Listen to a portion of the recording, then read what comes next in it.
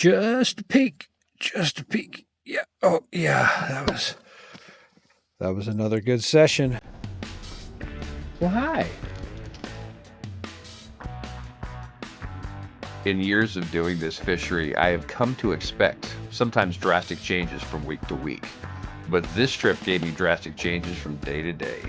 Hello, hello. Welcome to Columbia bounty fishing. My name is Brandon. We are on the lower Columbia River chasing bounty fish. And the last few trips have been really, really good to me. I'm hoping we can hit the numbers again like we've been hitting. Things are promising. There's fish jumping. I haven't had a bite yet, but I also just got started, so we're going to get after them. Ooh, I've got a seal stalking me instead of a beaver this week. Now this trip started off kind of exciting, kind of interesting. I got to the area I wanted to fish. I baited up my first hook and dropped it over the side so I could bait up my second rod so it was ready to go. And while I was baiting up my second rod, the first rod went off and I thought, okay, they've been liking movement and suspension lately, so I went back to floating my bait with the bobber, and I was getting bite after bite after bite just immediately.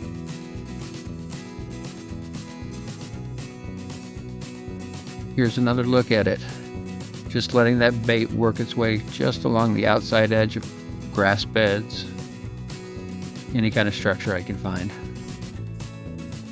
Well, I don't know what possessed him, but I had a shad eat a piece of my cut bait, and he is now my new cut bait, and that's going to work out fantastically for me.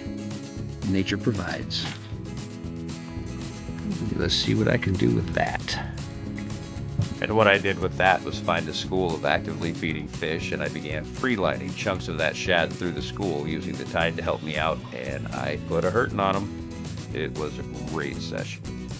Lasted right up until dark, and then right at dark, the whole fishery just shut down, so I had to move. But first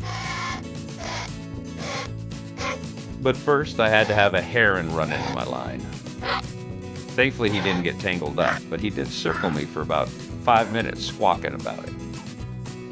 Anyway, I got myself in, I got packed up, and I made a shift to a new location. Found a few fish still biting. You know I can't sleep if I don't know if the fish are biting or not. And you might see there's a few raindrops starting to come down. We had some clouds moved in, and a pretty significant temperature change was happening, and I didn't know it yet, but that was going to drastically change my day tomorrow. There are some fish around tonight. Here's our 4:30 in the morning update. I've been up for 23 hours. I had a killer session this afternoon and this evening in the kayak. And then some of my night spots also produced some fish, so I had a killer day. And after the grind I've been doing, I decided to treat myself today and just not really pull out the camera. Tomorrow is going to be another 10 to 15 hour session in the kayak. I'm going to film a bunch, and you'll be seeing that here in just a few minutes. But today was for me. I just focused strictly on fishing, only pulled out the camera once or twice, and that was rewarded. It was a good session. The fishing tonight was awesome. Not so much numbers wise. I did catch some, which was nice, but met new people. Once again, life has given me the opportunity to make new friends. So you guys know who you were. Pleasure meeting you all, and I'll be seeing you out here again. Tight lines.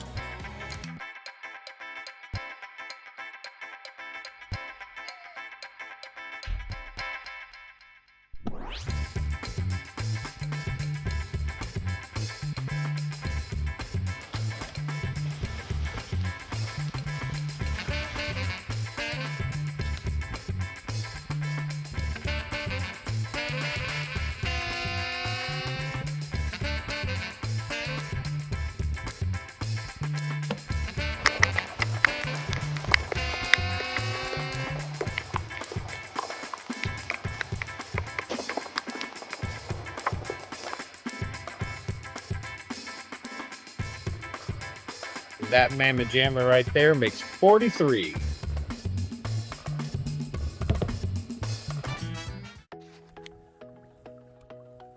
Day number 2, overcast, much cooler and a little breezy. I'll be anxious for the tide to change here in a little bit, and I can have the tide and the wind going in the same direction. That's always very helpful when you fish from a kite, which honestly, when it gets breezy, this kayak is basically just a kite on the end of an anchor. But I was catching fish, just not the right fish. The pea mouth were absolutely thick, and this seagull was following me around getting fat on all the ones I threw back in. Well, I don't know if it's going to work for me today or not. We're just getting started. But yesterday evening, I was finding these fish holding in about 3 feet of water right up tight to the bank. And that's where I caught most of my fish yesterday. So we'll see if that bobber will start dancing for me. Here's another school of those pea mouths swimming beneath me again. It has been really hard to get pikeminnow and not pea mouth. Well, the last few trips have all started out the same way. I've been a little worried because when I first get here, the fishing has been pretty slow, and the ones I'm catching have been pea mouth and small pikeminnow. The keepers are just not around. And this one is starting off the same way, so I don't know if I should be hopeful because the last trips turned out good, or if I should be worried. This was our first real drastic weather change. The last couple weeks have been just dry and beautiful. And today is quite chilly. Quite chilly. Well, unfortunately, this has been my day today. Pea mouth and short pikeminnow. Lots of them in here, but I have not caught one keeper yet, and I am 4 hours into the day. On past trips, I've been finding the fish holding much tighter to structure and not in very big groups, so I like to move around and just hit, like, a log that's fallen down, some old pilings, grass beds, just any kind of structure you can find out here. Most of them are holding fish, so I'll ease up to a spot, pull a few fish off a log, and then it'll die, so I'll move on to the next one. And it's just been not lights out, but steady. So when you put in a long session of this, it pays off. I guess it's time for the unfortunate mid-afternoon check-in because it is 3:45 and I just caught my first keeper. I have probably thrown back about 30 shorts today. It's been very frustrating.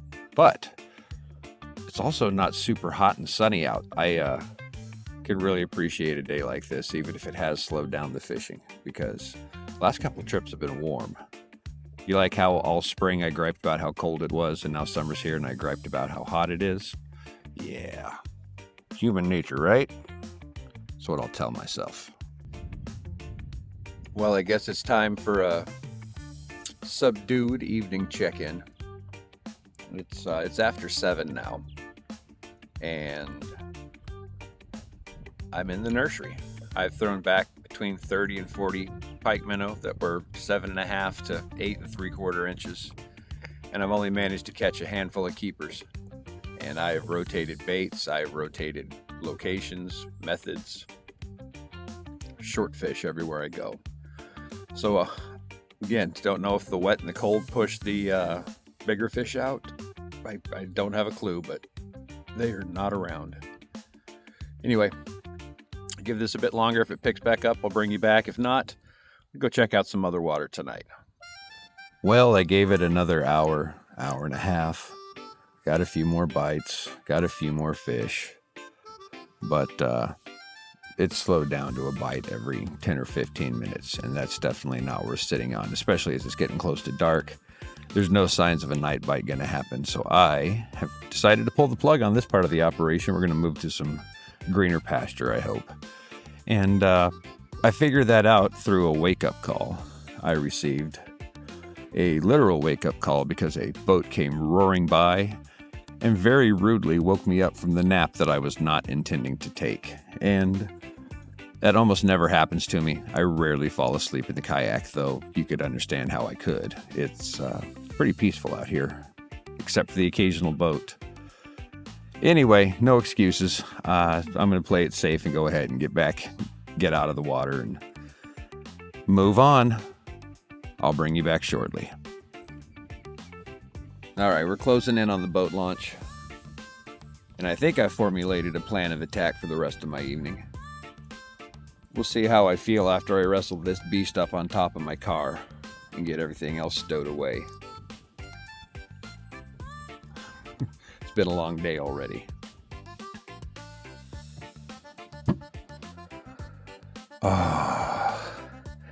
Today's midday checkup is not looking near as nice as yesterday's did. Now I don't have to tell you that 5 keepers and 12 hours of kayaking is tough. It is demoralizing, especially after the day before in the exact same spot with the exact same bait. I caught over 40 in about 5 hours. Today, it was 5 fish in 12 hours. But you know me, I don't give up. I persevere, I keep grinding, and I found a few fish willing to cooperate. Like a faded gray veil,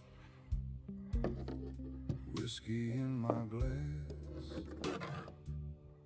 watching you in Fish coming in. you're sitting by the window,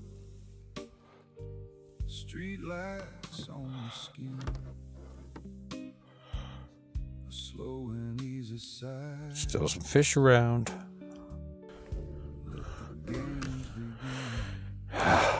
It's good to have other spots to check. Bartenders polishing Well, same old glass.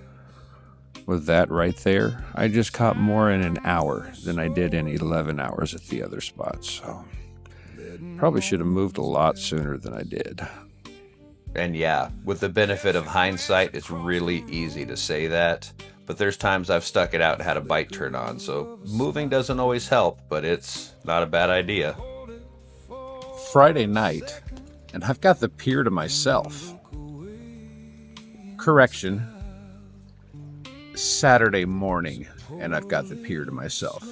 It's pretty late or pretty early, depending on how you want to look at it.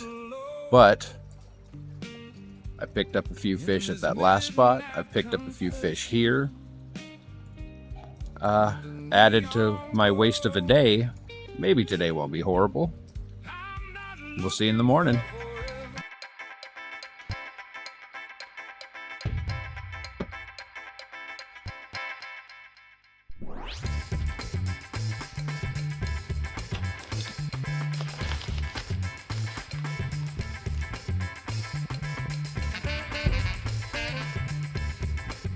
Okay.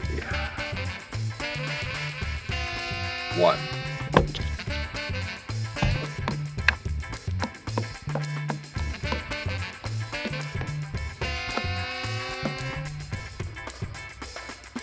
$18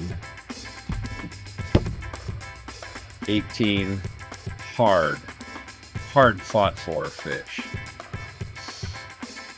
I'm tired. Have I ever mentioned how much I love the Pacific Northwest? This place is beautiful.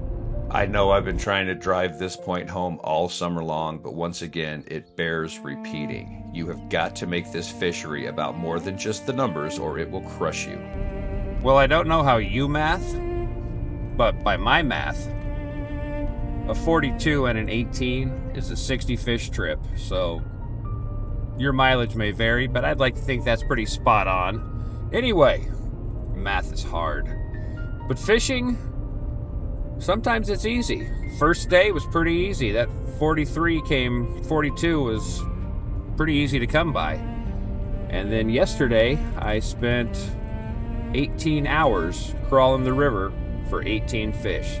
So it was a challenge, but that is this fishery. For every 60 fish day, you're going to have a dozen 10 or less fish days. It's the nature of fishing, and you've got to realize that before you even think about getting into this. Anyway, I'm heading home. Got a 4-hour drive and a hot shower waiting for me at the end. I can't wait. I need it. And got to handle some business for a day or two, and then I'll be back down again. The grind continues. We're about to hit the final month of the season, and I got to stack up the numbers while I can. Thanks for coming on this trip with me once again, gang. We'll be back to do it again just a few days. Stay safe out there. Treat each other kindly. Look out for each other. It's a pretty easy thing to do. Hope you enjoyed this. Guidelines. And finally, as always, my heartfelt thanks to those of you who've been following along this summer. It has been a ride. We are now hitting the final 5 weeks of Pikeminnow 2026. I hope you stick around.